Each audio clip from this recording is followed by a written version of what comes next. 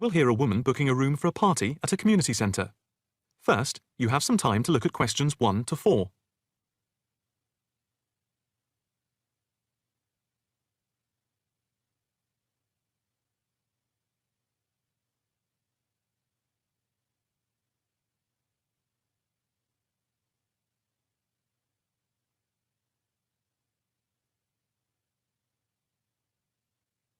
Now, the test will begin. You should answer the questions as you listen, because you will not hear the recording a second time. Listen carefully and answer questions 1 to 4.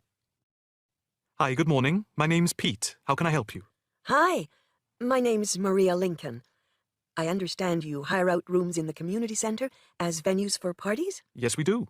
We've various sized accommodation. It depends on what you're looking for, really. We're looking to hold a party, a children's birthday party, and we need a room that will hold about 70 people, with space for a small disco area, games, dancing, and food. Well, we have a large room, and it would certainly hold at least 100 people comfortably. It's used a lot for parties and things like that. That sounds as if it might be suitable. I've tried various venues, and they're either booked up or they don't hold enough people. Can you tell me when you were thinking of holding the party? I know it's short notice, but we wanted to hold it Saturday week. That's September 15th. Let's have a look. Yes, you're in luck. The Mandela suite is free then. I'll just write that down. M-A-N-D-E-L-A. And the time. When were you thinking of holding it? In the afternoon, from 3:30 p.m. to 9 p.m. Yes, okay. There's no smoking on the premises, and we're only licensed to have soft drinks. Oh, that's okay.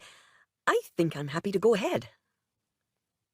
Before you hear the rest of the conversation, you have some time to look at questions 5 to 10.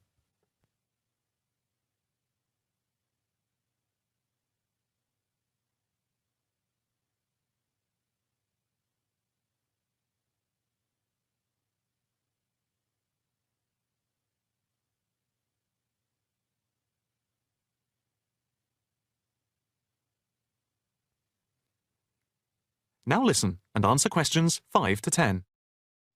Can you just give your postcode? Yes, it's PA5 7GJ. Fine. And the flat and street number? It's flat number 40, and the street number is 35.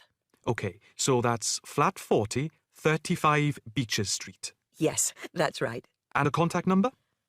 My landline is 223279 with the code. But I'll give you my mobile number, which is 07897 293381. Okay, 293381. Can you tell me how much it will cost? It's quite reasonable, actually. It's £115 for the hire of the room, with tables and chairs. But if you want to hire disco equipment, we've got a basic system with speakers and other equipment for £25. But there's no technician around in case anything goes wrong.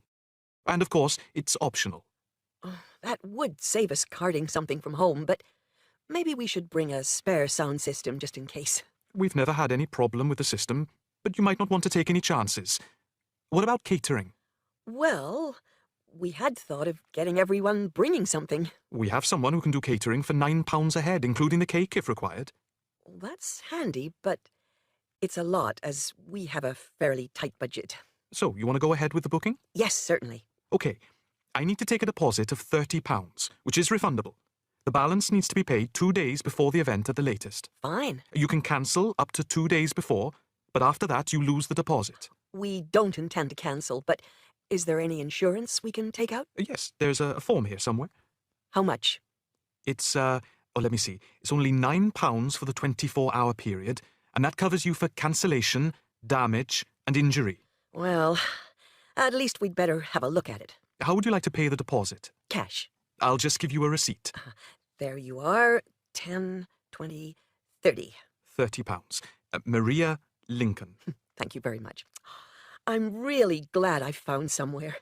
We have been trying to book a place for the past 2 weeks, so thank you again, and bye for now. That is the end of section 1. You now have half a minute to check your answers.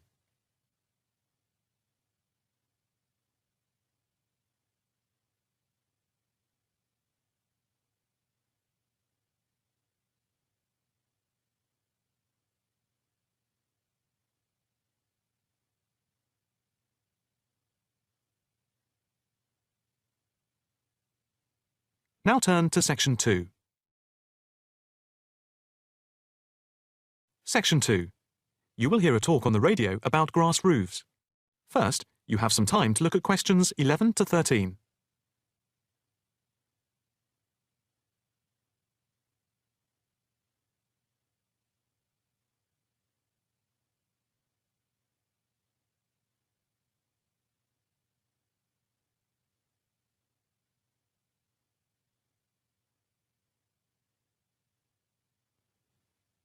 Now listen carefully and answer questions 11 to 13.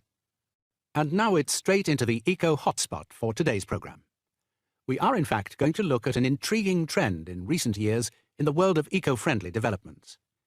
There has been a constant stream of new green products coming onto the market for the environmentally conscious. A new departure, which I feel needs greater attention drawn to it, is the increasing interest in grass roofs. Environmentalists sing the praises of grass roofs as interest in sustainable ecological building has led to the greening of the rooftops of residential and commercial buildings around the world. And what does this type of roof consist of?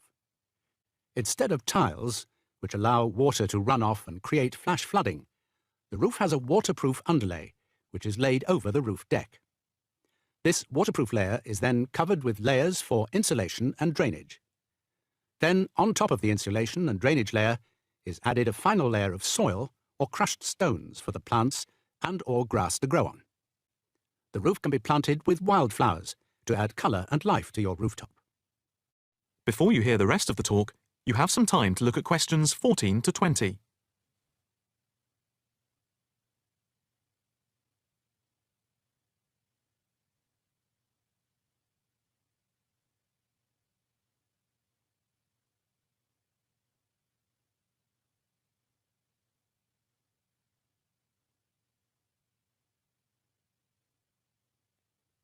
Now listen carefully and answer questions 14 to 20.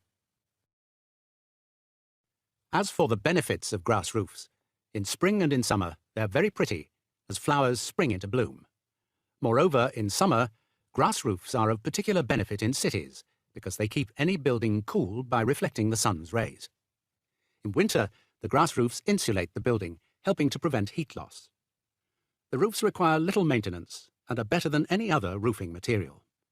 They encourage biodiversity by attracting bees and birds, and they absorb water runoff, which helps prevent flash flooding. In fact, the gravel layer retains 71% of the rainwater that falls, thus helping to prevent flash flooding. In winter, the brown soil is a bit more evident, which can look unattractive if the roofs are not tended carefully. But that is a price worth paying, and I would say that they come highly recommended by those who have them. If you compare grass roofs with tiles, the latter do certainly look very tidy, but at a price to the future of the planet. The main drawbacks of tiles, though, are the water runoff and the absorption of heat from the sun's rays in summer. So, if we are to save the planet from the ecological point of view, tiles do not come recommended. The only roof that I can think of which has similar ecological credentials to the grass roof is the thatched roof. Thatched roofs are good insulators and very attractive, but very pricey and not ideal for cities. How can we make more of our roofs green? That is, how can people be persuaded to install grass roofs? The World Green Roof Conference in Australia was a very good start.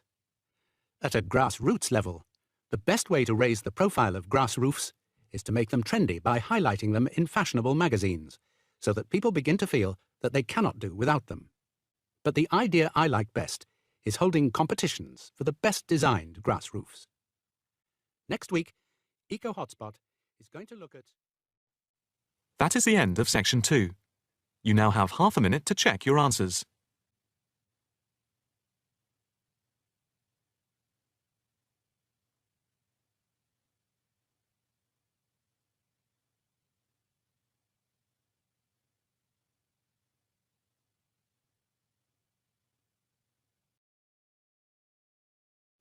Section 3. You will hear a student talking to her tutor about a presentation. First, you have some time to look at questions 21 to 23.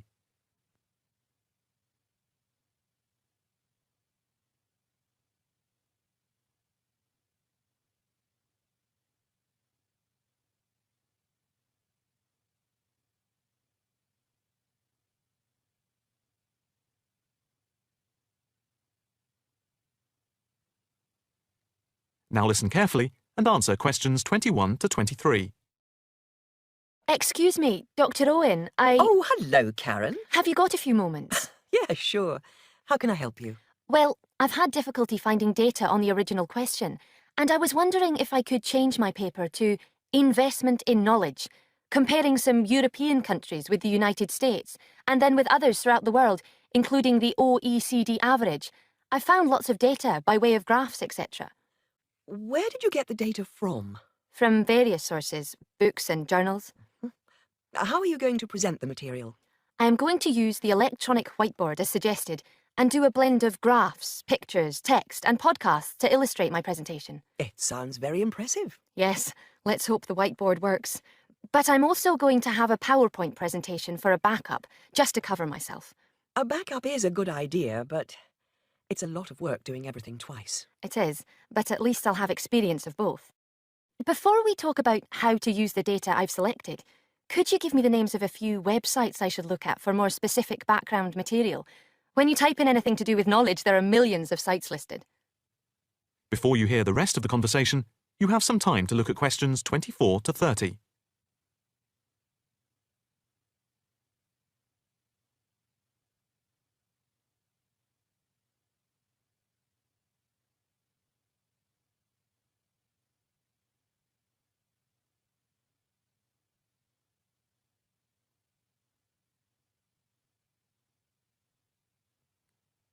Now listen carefully and answer questions 24 to 30. Let's see. Oh, I'll print you off this list. Oh, there we go. Right. Do I really need to study everything on these? No, I suggest there are 5 or 6 you can look at. The one you have to go through is the IT department section on the university site, which is www.kmul.org. It has articles by all of us in the department and has links to useful information, so I think it is essential to look at this. OK, I've already been on it, but I'll take that one as a must-read. And there's a site which is hosted by Pollock. It's investmentit.com. All you need to do is to skim the abstracts of the articles on the site. They'll give you a general idea about the effects of investment in knowledge. Yes, that sounds good. It cuts out having to read everything. What about this one? knowledgejournal.com. If I remember, it's not that useful. I would say that there are very few things that you need to read there. Then there's itknowledgereview.com. It's got loads of articles, but it's probably best just to read those that have come out in the last term or so. Do you have to subscribe? No, it's free from the university library. And another free journal online is itonline.com. I wouldn't say it's essential to read it, but it is beneficial. And so I think it is worth a look. If you think it's useful, there is no harm in looking at it. But nationalstatistics.com is worth looking at and trying out the links that it gives. I think these are probably enough to be getting on with. I think so. There's another thing I want to ask about. How much material should I use in my presentation? Avoid crowding the screen. If you have lots of information at one time, people will not be able to follow it and will just switch off. That's worth remembering. I've been in lectures where there was too much detail on the screen and it was impossible to read quickly. But what about visuals? Do you think it's okay to mix visuals and text? Visuals are very useful, but they must be relevant, or else people will get confused about what they mean and why they are there, and they won't pay attention to what you are saying. So be careful. From what I can see, you have the makings of a very good presentation. Thank you. That is the end of section 3. You now have half a minute to check your answers.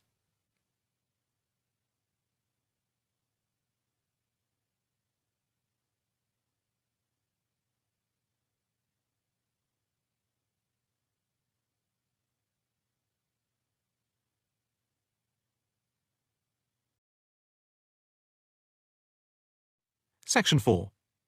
You will hear a talk on the work of a printing department at a university. First, you have some time to look at questions 31 to 40.